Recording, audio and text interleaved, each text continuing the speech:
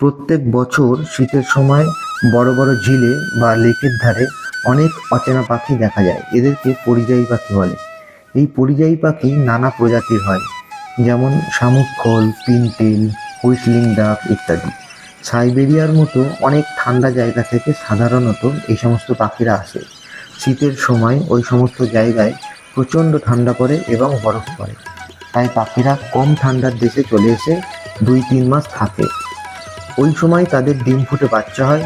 বাচ্চা পাখিরা বড় হয়ে মায়ের সঙ্গে আবার তারা তাদের দেশে ফিরে যায়। এখন জলাশয় অনেক কমে গেছে, তাছাড়া যেগুলো আছে সেগুলো নানা রকমভাবে দূষিত হয়ে গেছে, যার ফলে পরিযায়ী পাখিদের সংখ্যা দিন দিন কমে যাচ্ছে। এছাড়াও চোরা শিকারীরা সুযোগ পেলেই এদের মেরে ফেলছে।